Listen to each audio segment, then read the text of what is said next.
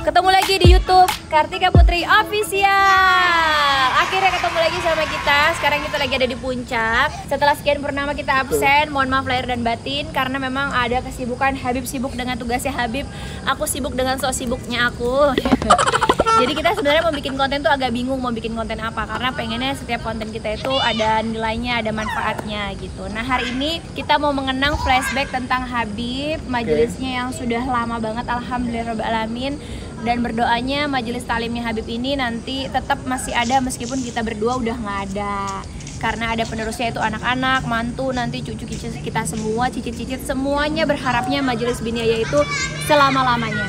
Bismillah, insyaallah. Ya, tujuannya apa? Tujuannya majelis Biniyaya adalah mencari keridhaan Allah Subhanahu wa taala, di mana majelis tempat kita menuntut ilmu dan menambah ketakwaan serta keimanan kita, berharap keridhaannya Allah Subhanahu wa taala dan membanggakan Rasulullah pastinya. Dan tentunya insyaallah bismillah, mudah-mudahan doain semua yang nonton vlog ini. Kita akan bangun pondok pesantren dan berharap kita bisa mencetak, mendidik ulama, ustadz, asatizah dan di dalamnya penuh dengan berkahan dan keridhaan Allah Subhanahu wa taala sehingga menghasilkan murid-murid yang lebih banyak lagi dan muridnya menghasilkan guru lagi, guru menghasilkan murid lagi, murid ini menjadi guru dan terus lagi. Pokoknya iya intinya kita maunya tuh pelan-pelan gitu. Kenapa di puncak? Karena kita mikirnya udaranya di sini masih fresh. Buat wilayah juga masih enak gitu. Jadi kita memang pelan-pelan ikhtiar dibantu oleh orang-orang yang sama-sama satu visi dan misi untuk menyebarkan ilmu agamanya Allah yang baik dan benar gitu. Karena tugasnya kita itu ya Bib ya, menegakkan yang baik yang benar. Karena banyak yang zaman sekarang nauzubillahi malah mengarah ke fitnah dan buruknya adalah ke agama Islam itu sendiri. Ingat, Islam itu selalu mengajarkan kebaikan. Kalau seandainya di dalamnya ada kebaikan, ada keberkahan, itu Islam. Kalau nggak ada, berarti ada yang salah kepada manusianya, bukan agamanya gitu. Nah, jadi ini adalah lahan siapa? Ini lahan bagian dari majelis yang dibeli. Biniyaya. Yang dibeliin sama Kartika Putri. Enggak, bukan.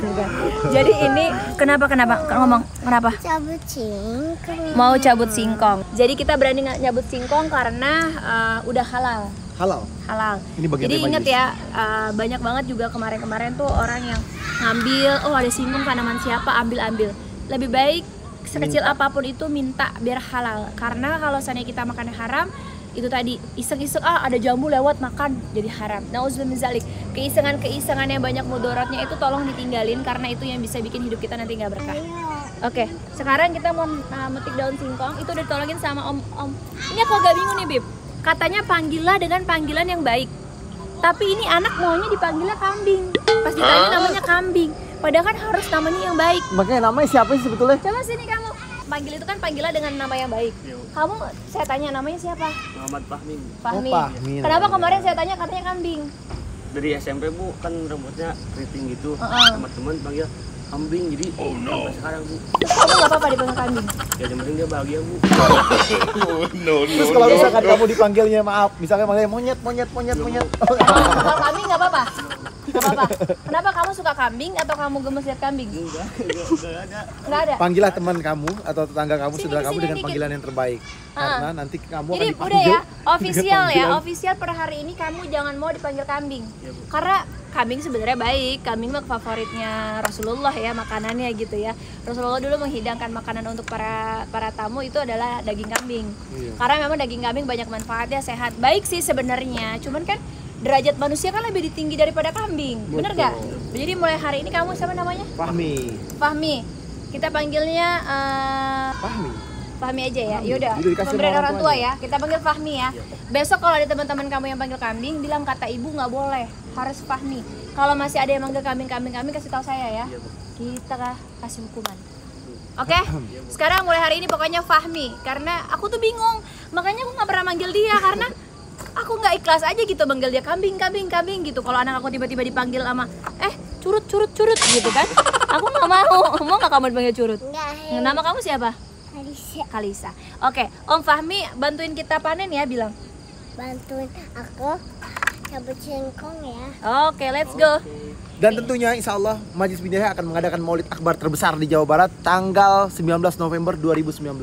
Semua terbuka buat umum, bawa keluarga kalian datang ke sini, dan tips dari aku adalah datang 1 hari sebelumnya karena Masya Allah tabarakallah berlimpah. Buat yang mau ketemu sama aku sama Habib Usman, boleh banget. Acara selesai itu pada zuhur, kalian jangan pulang dulu. Biarin sepi dulu, nanti kalian baru masuk ke wilayah kediaman kami. Insya Allah kami terbuka silaturahmi karena memang Maulid itu ajangnya kita silaturahmi. Jadi ingat ya. Dan juga ini Maulid yang ke-17 insya Allah. Iya, Masya Allah tabarakallah. Jadi sweet 17. Masya Allah. Tipsnya oke. Habib, kita bikin tips dulu. Tipsnya untuk cabut singkong karena saya juga nggak ngerti. Tipsnya pertama adalah kita harus gemburin dulu tanahnya, bener gak? Bener gak Fahmi? Iya bener Bu. Kita harus digoyang-goyangin dulu.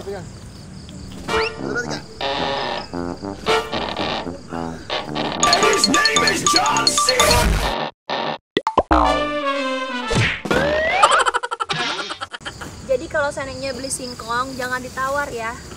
Kalian harus tahu bahwa dalam pencabutan singkong itu ada upaya Bapak Tani yang luar biasa. 1, 2, 3. Tarik bawa aja 1, 2, 3 matang apa? 1, 2, 3. 1, 2, 3.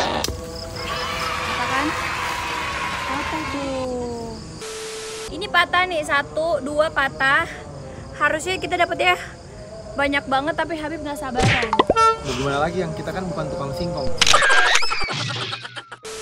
Masya Allah, alhamdulillah akhirnya Ayang udah buatin aku singkong goreng. Nggak boleh bohong. Enggak, kamu kan buatin aku. Enggak. Kamu kan yang beli sama Mbak. Tapi Mbak yang buatin. Mbak yang bikinin. Aku nggak mungkin Kamu bikin nggak kayak ngaduk-ngaduk gitu. gini? Enggak. Oh, salah. Jangan berharap lebihnya sama aku. Kirain kamu yang buatin. Nah, Yang. Pedal itu. Tapi ngomong-ngomong gimana nih Yang? Kalau ada istri yang nggak bisa masak, itu gimana? Menurut pandangan Habib? Istri nggak disuruh masak. Istri itu disuruh patuh terhadap suami. Dalam? Taat. Dalam bentuk apapun kecuali kemaksiatan nggak boleh. Dalam kebaikan ya? Apapun.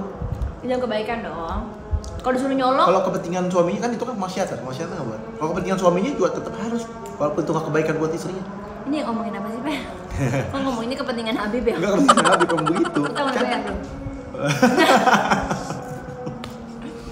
Jadi Nah. kan istri itu ternyata tidak disuruh untuk nyapu, bebersih, apa lagi? Melakukan hal-hal rumah tangga tuh nggak perlu. Jadi kalau misalkan punya rezeki, siapinlah Mbak buat yang kerja. Kalau nggak punya rezeki, baru bareng-bareng. Bantu ini ya. Bareng-bareng. Jadi menurut aku tuh Bareng-bareng. sudah ada kesalahan budaya yang terlalu jauh banget. Contoh nih, di budaya Indonesia tuh kalau udah nikah, istri tuh di rumah nggak perlu belajar, nggak perlu sekolah, ngurusin anak-anak, nyapu, ngepel, masak gitu. Soalnya nggak masak. Kalau nggak ada makanan dia kalau nggak ada makanan marah-marah. Tapi itu alhamdulillah nggak terjadi di rumah tangga aku. Jadi kalau aku sama Habib adalah kita percaya bahwa rezeki itu datang dari satu pintu ya Yang ya. Tuh. Bisa dari aku, bisa dari Habib, bahkan bisa dari Kalisa, anak-anak yang lainnya juga semuanya. Tapi rezeki itu haknya siapa?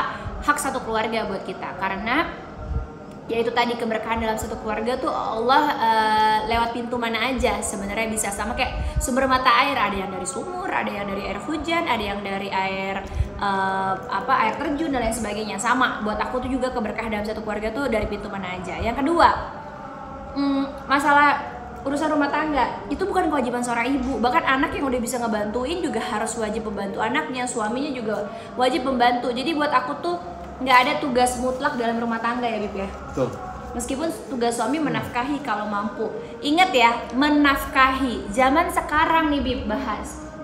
Banyak banget orang yang suami saya tuh nggak nafkahin saya. Padahal makannya cukup, tinggalnya cukup Bib. Betul. Perkara nggak beliin baju, perkara nggak ngajak healing, perkara nanti ada lagi kecemburuan. Kak tolong dong Kak, suami saya tuh lebih mentingin keperluan ibunya nih dibandingin saya, hukumnya gimana? Coba Habib kasih masukan dan nasihat. Gini, yang terpenting itu hidup itu harus saling mengerti dan memahami antara suami dan istrinya. Ketika istri memahami suaminya, suami memahami istrinya, rumah tangga bismillah, nggak akan terjadi masalah apapun. Tapi kalau misalkan ada kesyirikan, ada merasa dirinya paling hebat, merasa paling benar, merasa paling pintar, dan nggak mengikuti hak dan kewajiban dia, maka disitulah terjadinya sebuah perpecahan dan sebuah hal yang tidak baik. Cemburu sama Nah, terus mertua. yang kedua, ketika udah paham nih satu sama lainnya, pasti mertua kan baik-baik aja. Karena yang namanya mertua itu adalah orang tua dari suami kita. Kita taat sama suami kita, suami kita taat sama ibunya. Dan pintu rezekinya suami itu adalah di ibunya buat aku ya. Kayak aku nih ya, jujur kalau aku pribadi, kalau Habib memberi rezekinya buat Umi, aku tuh bahagia banget. Karena dengan adanya Habib membahagiakan Umi, senyumnya Habib adalah ridhonya Allah, sehingga Habib bahagia, Allah ridhoi, insya Allah turun ke aku dan anak-anak aku. Nah jadi buat aku, ketika ada anak lebih mementingkan ibunya, bener mana kak? Maaf nih kalau teman-teman curhat sama aku di DM ya, kak, suami aku lebih mementingkan ibunya daripada aku. Aku langsung balas, bagus, anak yang pintar gitu. Anak yang berbakti itu. Karena buat aku dia tahu mana surganya gitu. Tapi aku kenapa berani ngomong kayak gitu, karena aku juga review juga kan Instagram mereka, kayaknya hidupnya oke, semuanya oke. Ternyata benar gitu, zaman sekarang tuh banyak orang yang salah mengartikan nafkah itu buat mereka adalah bukan makan, bukan tinggal. Nafkah itu mobil, nafkah itu tas-tas branded, barang-barang branded, sepatu branded, baju branded. Itu yang membuat aku tuh, yang membuat kesesatan, dimana akhirnya memecah belahkan suami dan istri. Kenapa aku bilang kayak gitu? Kalau nafkah yang sesungguhnya itu adalah makannya tercukupi, punya tempat tinggal yang layak ya, bukan mewah, betul. Nah itu, jadi buat aku, kayak kita, keluarga kita hari ini makanan yang kayak gini aja nih yang kita petik sendiri, buat aku ini adalah keberkahan yang sangat luar biasa. Pertama, Allah kasih kita izinkan bisa nanam dan ngerasain hasil dari singkong sendiri. Kedua, kita masih bisa makan tanpa disuapin, tangan masih utuh, ada kesehatan, bisa mandang muka suami. Masya Allah.